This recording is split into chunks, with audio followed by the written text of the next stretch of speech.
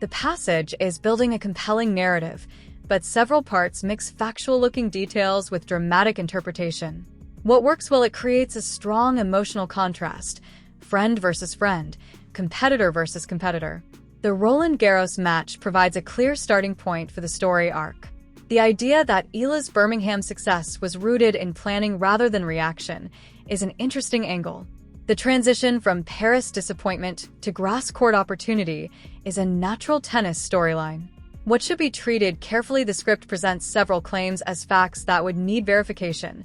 Match statistics scores, winners, breakpoint conversions, and serve percentages should be verified against official match stats. If any numbers are inaccurate, tennis fans will immediately notice. Instagram exchange, the quoted social media posts should only be used if they actually exist.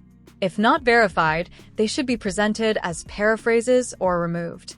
Motivation and planning, saying Eala entered Birmingham before Roland Garros is likely factual if tournament entries were made earlier. Saying she was prepared for an early exit is interpretation, not fact.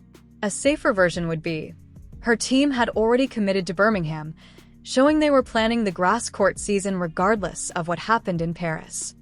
Psychological conclusion statements such as, she was already planning. That is ice-cold strategic clarity.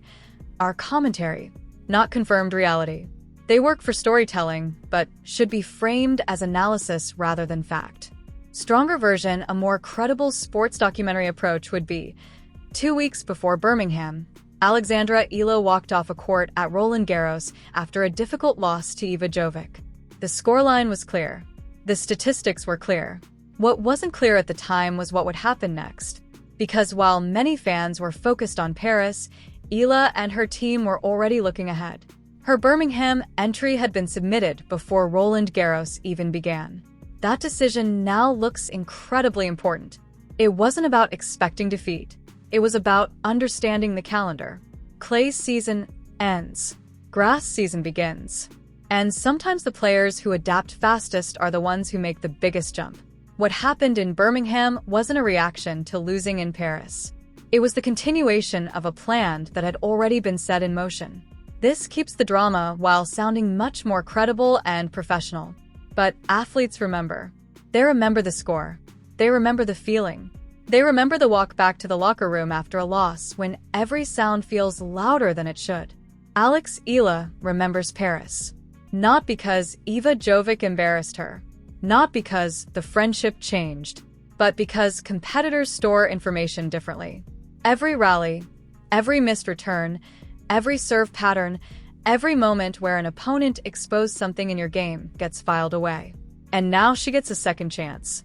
That is what makes this match so fascinating. Not revenge in the emotional sense. Revenge in the professional sense. The opportunity to test whether the player who walked off the court in Paris is the same player walking onto the grass at Queen's Club. Because the evidence suggests she is not. The version of Eala that lost in Paris was still searching for answers.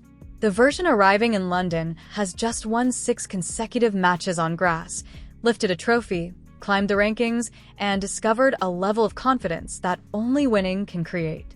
Confidence changes everything. It changes how you serve at 30-all. It changes how aggressively you attack second serves. It changes whether you pull the trigger down the line or play safe cross-court. And on grass, hesitation is fatal. That is why the first few games of this match are going to tell us almost everything.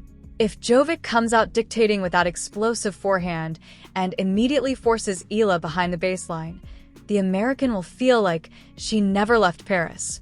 But if Eala starts landing first serves, stepping inside the court, and making Jovic play defense, suddenly the entire dynamic flips. Suddenly, the pressure shifts. Because here's the secret nobody is talking about. Jovic is supposed to win. She's ranked higher. She won the last meeting. She's already proven she can beat Eala. The burden is on her. Eala gets to play freely. And free players on grass are dangerous. Especially left-handed players. Especially left-handed players carrying momentum. Especially left-handed players who have already won a title in the country where this match is being played. The crowd knows it too. London crowds love confidence. They love fighters. They love comeback stories. And right now, Alex Eala arrives carrying both. But make no mistake, Iva Jovic is not some obstacle placed in the story to make the ending more dramatic. She is the real thing. 17 years old, top 20 in the world, one of the most explosive young players in tennis. A player whose ceiling might be frighteningly high. That's what makes this matchup feel bigger than a second-round match at a WTA 500. This feels like a preview, a glimpse into the future. Two young stars, two best friends, two players who genuinely respect each other, and only one can move forward. Maybe Jovic proves Paris wasn't a fluke. Maybe Eala proves Birmingham was the beginning of something even bigger. Either way, when they shake hands at the net, one truth will remain. The friendship survives. But for 2 hours on that grass court, friendship disappears. There is only competition. There is only belief. There is only the question every athlete eventually has to answer. Who are you when the person standing across from you knows you better than almost anyone else? Wednesday will give us the answer. And something tells me this story is only getting started. This story is very compelling, but a large part of it appears to mix real events, speculation, and fictionalized drama together. What is supported by available reporting?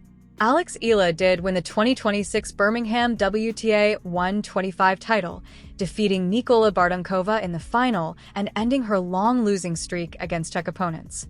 She entered the grass court season after a first-round loss to Iva Jovic at Roland Garros. She moved directly into higher-level grass events after Birmingham, including the HSBC Championships, Queen's Club. She also received a main draw wildcard for the Bad Homburg Open. What appears unsupported or highly questionable? I could not find credible reporting supporting these claims. The WTA advised Eala to withdraw from Birmingham because of fitness concerns. Eala signed a waiver against WTA recommendations. The WTA later rewarded her with a Wimbledon direct entry. A special Wimbledon wildcard was granted because of Birmingham. Phone calls, private conversations, speeches, emotional reactions, and quotes attributed to Eala, her mother, coaches, or WTA officials. Those elements read like narrative storytelling rather than verified reporting. The biggest factual issue, the Wimbledon portion, is especially problematic. A player ranked around number 37 would normally be eligible for direct Wimbledon main draw entry based on ranking, without needing a special wildcard. Also, Wimbledon wildcards are controlled by the All England Lawn Tennis and Croquet Club, not the WTA. I found reporting discussing Eala's tournament entries and wildcards elsewhere, but not a special Wimbledon wildcard tied to Birmingham. As a YouTube story, if you're creating content, the strongest version would be: keep the real facts. Roland Garros loss to Iva Jovic. Birmingham title run. Breaking the Czech losing streak. Rising ranking. Strong grass court form before Wimbledon. Present the emotional angle as analysis, not fact. The Birmingham title may have restored her confidence. Many fans saw the victory as vindication after a difficult clay season. The rematch with Jovic carries extra meaning because of what happened in Paris. Avoid presenting unverified quotes, WTA warnings, or Wimbledon wildcard claims as established facts. The core real story is already powerful. Alex Eala lost early at Roland Garros, switched surfaces, won 6 straight matches on grass, captured the Birmingham title, and entered Wimbledon preparation with the best grass court momentum of her career. This reads like a compelling YouTube sports documentary script, but it mixes real tennis elements with dramatic storytelling and several claims that would need verification before being presented as factual news. A few things stand out. What works well: strong narrative arc. Loss in Paris, grass court resurgence, reunion match. Clear emotional stakes between Alex Eala and Iva Jovic. Good use of statistics to create tension. The contrast between friendship off-court and rivalry on-court is effective. What should be fact-check tournament names and results verify every scoreline, ranking, title, and tournament result. Some events and timelines appear blended together for dramatic effect. Wimbledon direct entry storyline: a player ranked around number 37 would normally receive direct entry to Wimbledon through ranking alone, not via a special wildcard. The idea that the WTA offered Wimbledon entry is not how Grand Slam entries typically work. WTA Fitness Advisory. Any claim that the WTA formally advised a player to withdraw because of fitness concerns would require strong sourcing. Without evidence, this should be presented as speculation or removed. Specific statistics, grass court win percentages, records against left-handers, serve percentages, and ranking movements should all be verified. For a YouTube audience, the strongest version would separate confirmed facts, match results, rankings, head-to-head records, tournament history from narrative interpretation. She weaponized the loss. The WTA was embarrassed. This match will define the season. The grass unlocked something different.